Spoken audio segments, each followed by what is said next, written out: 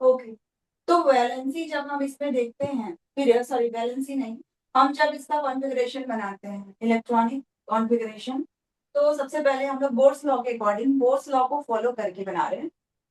Hydrogen का first एक है, एक ही इलेक्ट्रॉन है, तो यहाँ पे एक ही शेल में एक इलेक्ट्रॉन हमने शो किया है। लिथियम में 3 है, तो फर्स्ट शेल में 2 आ जाएंगे, आउटर शेल में फिर 1 आएगा। सोडियम का बनाएंगे तो फर्स्ट शेल में 2 आ गया, सेकंड शेल में कितना आएगा? सेकंड शेल में कितना आएगा? 8। 8। तो 8 काउंट कर लेते हैं, 1 2 3 4 5 6 7 8। अब क्या ये कंप्लीट हो गया है? इसके इलेक्ट्रॉन के और बाकी है। सर्कल भी कैसे बन रहा है? और बाकी है क्या बताओ? 8 एक और 2। बाकी है। हाँ 10 हुआ है, तो 1 तो अभी भी बाकी है। तो चाहे 1 बाकी हो, लेकिन उसके लिए भी हमको एक और शेल तो बनाना पड़ेगा ना, उसको बेहद तो नहीं कर सकते, उसको कहीं ना कहीं तो बैठाना पड़ेगा।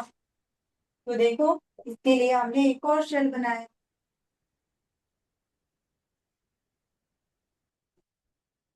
अब ये मैंने क्यों बनाए हैं, ये ट्रेंड समझने के लिए। आगे मैं और भी जैसे पोटेशियम का भी बनाऊं, तो एक और शेल ऐड हो जाएगा। ऐसे हम नीचे 7th पीरियड तक जाएंगे।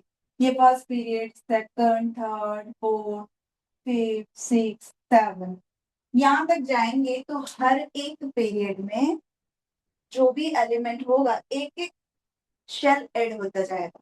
7th शेल तक पहुंचते पहुंचते 7 शेल हो जाएंगे। कितने होंगे? 7।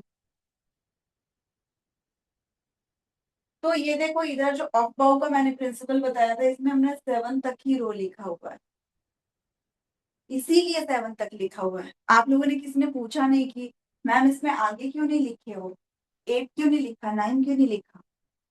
किसी को ये आया क्वेश्चन दिमाग में कि 7 तक ही क्यों लिखा है?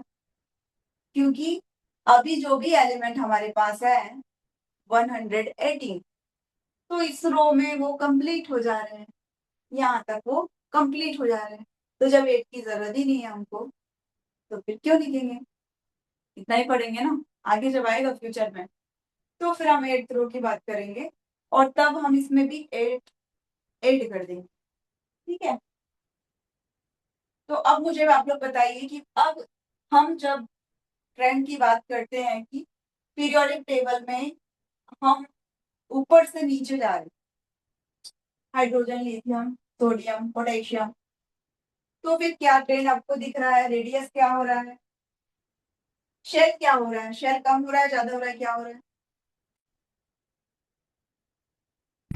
सेल बढ़ रहे हैं। शेल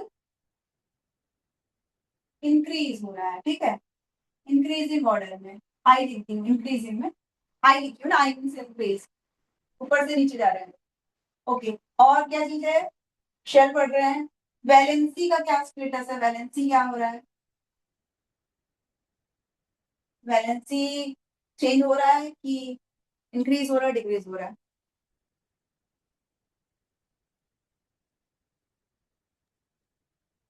चेंज हो रहा है। हाइड्रोजन की वैलेंसी 1 है, लिथियम की भी 1 है, सोडियम की भी 1 है, एंड सो ऑन। इधर आगे भी जाओगे तो भी 1 1 1 1 1, मीन्स वैलेंसी चेंज नहीं हो रही है। तो क्या है? कांस्टेंट है, वैलेंसी कांस्टेंट है।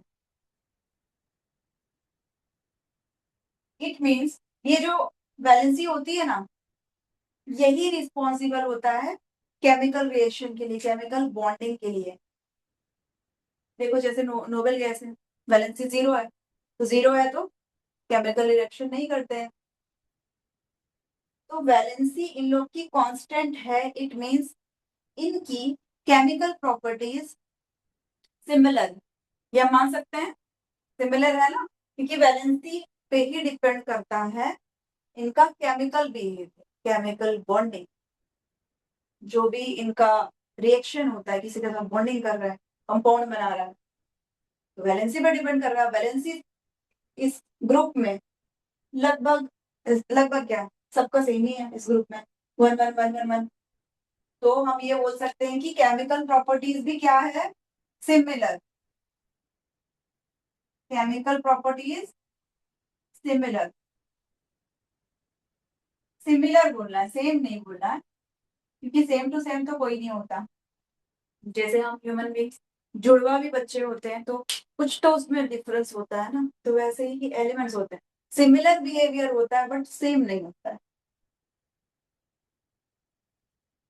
नेक्स्ट, कल हम लोग ये जो एक पढ़े थे आयनाइजेशन, चलो सबसे पहले इलेक्ट्रोनेगेटिविटी पढ़ते हैं। इलेक्ट्रोनेगेटिविटी, ई एन, इसको मैं ई एन लिख देती हूँ, इलेक्ट्रोनेगेटिविटी। इलेक्ट्रोनेगेटिविटी क्या होती है, बीच में जो प्रोटॉन है न्यूक्लियस में, ये प्रोटॉन इन इलेक्ट्रॉन्स को अट्रैक्ट करके रखता है। क्या करता है, अट्रैक्ट करके रखता है, एक अट्रैक्शन इनके बीच काम करता है, इसलिए वो घूमते रहते हैं। जैसे हम सब अर्थ की ग्रेविटी, ग्रेविटी के अंदर आप रहोगे तो अर्थ पे रहोगे, जैसे स्पेस में जाओगे इधर उधर आप घूमने लग जाओगे, क्योंकि हम ग्रेविटी से बाहर हो गए।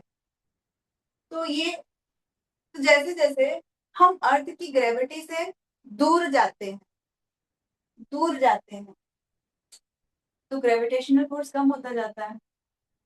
सिमिलरली यहाँ पर भी जो भी इलेक्ट्रॉन सेंटर से, मीन्स ये न्यूक्लियस से दूर जाएगा, तो दूर जाएगा तो उसको इसका प्रोटॉन का फोर्स भी तो कम महसूस होगा ना, फोर्स ऑफ जो अट्रैक्शन होगा वो कम फील होगा, दूर जा रहा है, दूर जा रहा है, दूर जा रहा है। तो आपको क्या लगता है, जब हम ऊपर से नीचे जा रहे हैं, यही इसी अट्रैक्शन को बोलते हैं इलेक्ट्रोनेगेटिविटी। तो ऊपर से नीचे जा रहे हैं तो इलेक्ट्रोनेगेटिविटी कैसी होगी, बढ़ेगी कि कम होगी?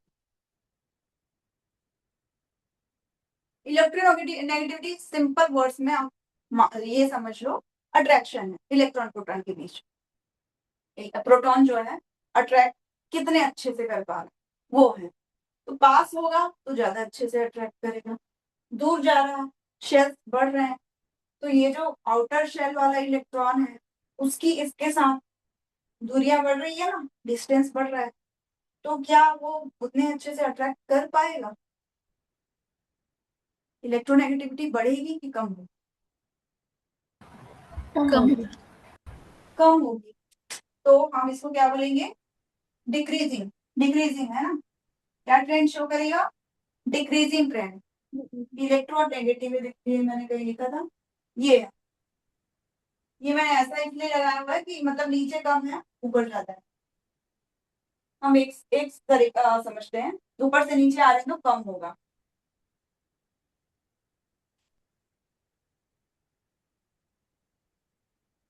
जैसे हम लोग फ्रेंड्स होते हैं, है ना, स्कूल में फ्रेंड्स रहे हैं, फिर कॉलेज में, जैसे हम स्कूल में हैं अभी, तो फिर स्कूल कंप्लीट हो गया, कॉलेज चले गए, तो अलग अलग कॉलेज चले गए। मेरी जो बेस्ट फ्रेंड है सपोज वो किसी और कॉलेज चली गई, फिर मिलना जुलना कम हो गया। तो जब डिस्टेंस बढ़ जाता है तो उस वक्त फिर हमारे बीच का जो बॉन्डिंग है वो भी कम होने लगता है। जब मिलना कम हो गया, बातचीत कम हो गई, तो हो सकता है फिर आपको कोई और फ्रेंड मिल गया, वो अब आपका बेस्ट फ्रेंड बन गया। मीन्स दो लोगों के बीच का जो डिस्टेंस है जब बढ़ता है तो थर्ड पर्सन को उसमें एंटर करने का मौका मिल जाता है, होता है ना। तो वही चीज अब यहाँ पे लागू होगी इन दोनों पे। ये तीनों चीजें जो है ना, ये अट्रैक्शन से ही रिलेटेड है। पहला टर्म है इलेक्ट्रोनेगेटिविटी, जो कि है फोर्स ऑफ अट्रैक्शन, जो प्रोटॉन लगा रहा है इलेक्ट्रॉन को अपनी तरफ खींचने के लिए, कि नहीं तुम मेरे ही एरिया के अंदर रहोगे, किसी और के साथ बॉन्डिंग नहीं करोगे, प्रोटॉन ये बोल रहा है।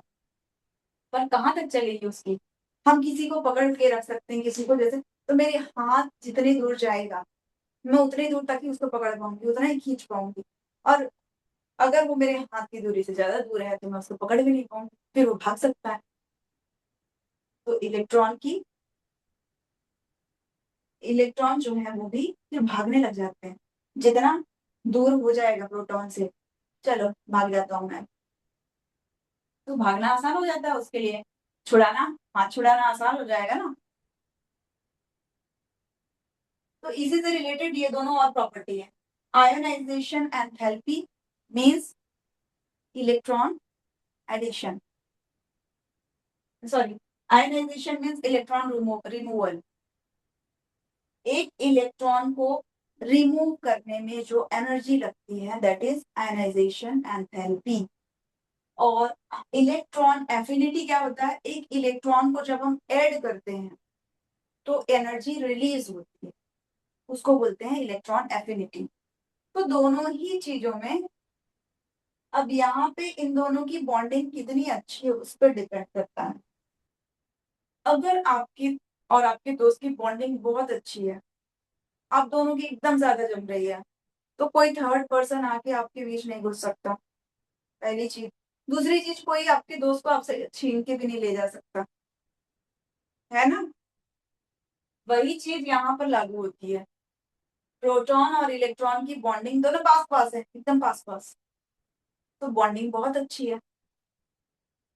लेकिन जब नीचे जाएंगे, इलेक्ट्रॉन दूर होता जा रहा है, तो इलेक्ट्रॉन को निकालना आसान हो जाएगा और एक इलेक्ट्रॉन जोड़ना भी आसान हो जाएगा।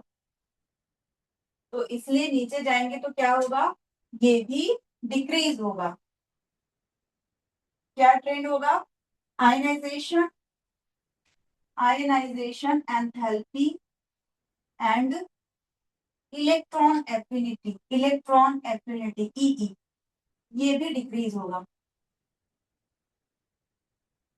ये तीनों चीजें एक दूसरे से रिलेटेड हैं, इसलिए मैं तीनों को एक साथ बता रही हूँ ताकि आप लोग को याद रहे।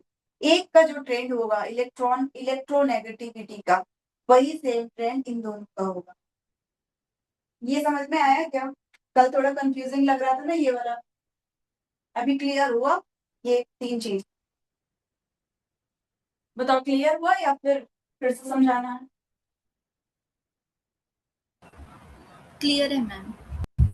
हुआ, और आजकल कुछ यस कंफ्यूजन हो रहा मैम। था ना, हाँ, वो समझ आ गया। आज क्लियर हो गया ना, ठीक है। हम्म, तो हमेशा याद रखना, किसी एक चीज का आपको याद रहेगा, वही दिमाग में रखना। मेरी मेरे दोस्त के साथ बॉन्डिंग अच्छी है, तो कोई मुझ उसमें घुस नहीं सकता, कोई हम दोनों को तोड़ नहीं सकता, ना कोई इलेक्ट्रॉन डाल सकता ना कोई निकाल सकता। तो कब बॉन्डिंग अच्छी होगी, जब पास होंगे। तो पास होंगे मीन्स जब उनका एटॉमिक नंबर कम होगा, शेल कम होगा। शेल जैसे जैसे बढ़ता जाएगा तो दूरी आएगी, डिस्टेंस आएगा, डिस्टेंस आएगा तो कोई भी आसानी से निकाल लेगा। तो ये चीज क्या है, एनर्जी है एक्चुअली। एनर्जी कितनी ज्यादा लगेगी और एनर्जी कितनी रिमूव होगी। तो ज्यादा तो तभी लगेगी जब बॉन्डिंग अच्छी है, रिमूव होने में भी ज्यादा एनर्जी तभी रिमूव होगी, मतलब कोई इलेक्ट्रॉन निकाल पाओगे तभी एनर्जी रिमूव होगी। तो यहाँ पर ज्यादा होगा, नीचे जाएंगे तो कम होता जाएगा। ये ट्रेंड सभी में होगा जितने भी ग्रुप्स हैं।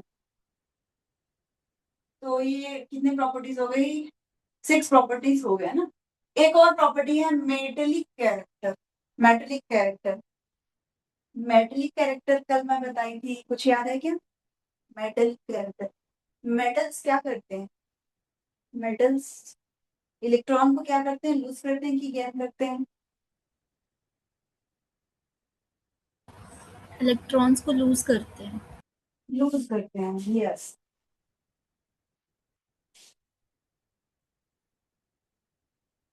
अब ऊपर से नीचे जब जा रहे हैं तो इलेक्ट्रॉन कौन आसानी से लूज कर पाए, ये वाला या और नीचे जाते जाओ। ऊपर वाला ज्यादा आसानी से करेगा या ये नीचे वाले करेगा। नीचे वाले। यस बिल्कुल, ये भी इसी से रिलेटेड है, लेकिन यहाँ पे देखो अब एक चीज अलग हो रही है। देखो, सिंस ये इलेक्ट्रॉन आसानी से लूज करेगा तो इसीलिए मेटलिक कैरेक्टर बढ़ेगा, क्योंकि मेटलिक कैरेक्टर क्या है, इलेक्ट्रॉन आसानी से लूज करना मीन्स इलेक्ट्रॉन लूज करना।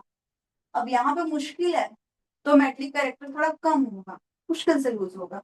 धीरे नीचे जाते जाओगे, शेल्स बढ़ रहे हैं तो इलेक्ट्रॉन लूज करना आसान हो रहा है, तो मेटलिक कैरेक्टर नीचे जाओगे तो बढ़ेगा, इंक्रीज होगा।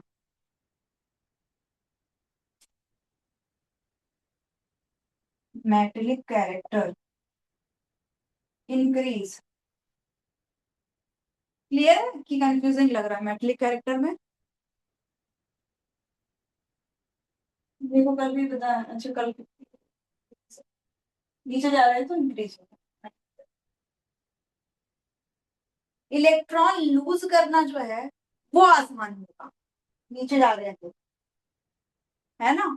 तो आसान होगा तो वही तो मेटल्स का गुण है ना, इलेक्ट्रॉन लूज करना आसान हो रहा है क्योंकि वो क्वालिटी बढ़ती जा रही है। तो जब हम ऊपर से नीचे जाते हैं, हाइड्रोजन, लिथियम, सोडियम, पोटेशियम, तो यहाँ हमको इसमें हाइड्रोजन तो खैर नॉन मेटल है, बट लिथियम में जो मेटलिक कैरेक्टर होगा उससे ज्यादा मेटलिक कैरेक्टर यहाँ पे लास्ट में जो है क्या है हमारा, फ्रेंशियम। फ्रेंशियम 7 में है ना, तो उसका मेटलिक कैरेक्टर ज्यादा स्ट्रॉन्ग होगा, ज्यादा गुण हमको दिखाई देंगे। कैसे? जैसे कि कोई इलेक्ट्रिसिटी का कंडक्टर जैसे अलग अलग टाइप के होते हैं, कोई थोड़ा ही कंडक्टर होता है, कोई बहुत अच्छा कंडक्टर होता है। जैसे ये जो वायर्स होते हैं हमारे, इलेक्ट्रिकल वायर्स किससे बने होते हैं ये? कौन से मेटल से बने होते हैं इलेक्ट्रिकल वायर्स?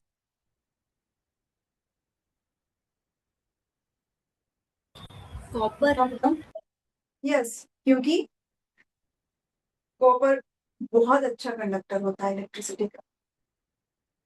अब दूसरे मेटल्स का इसलिए नहीं बनाते क्योंकि जो बेस्ट है उसी को तो यूज करोगे ना, उसकी वो प्रॉपर्टी हमको चाहिए, कंडक्टर होना है।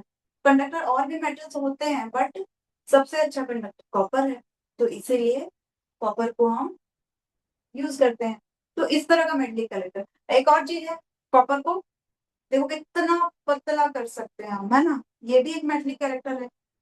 आप उसको कितना पतला, मतलब खींच खींच के पतला एकदम धागे की तरह कर देते हैं, इतना पतले पतले वायर्स। तो हर एक मेटल्स की क्वालिटी अलग अलग होती है। कॉपर को जितनी आसानी से हम खींच सकते हैं, पतला कर सकते हैं, दूसरे मेटल्स को नहीं कर सकते हैं। तो इसीलिए कैरेक्टर्स जो है वो चेंज होते हैं, मेटलिक कैरेक्टर। ठीक है, तो ये सारी प्रॉपर्टीज है जब हम ऊपर से नीचे आते हैं। तो आई थिंक आज क्लियर हो गया होगा, सारी प्रॉपर्टीज क्लियर नहीं है तो एक बार फिर से बोल दो। क्लियर हो गया सभी को? यस।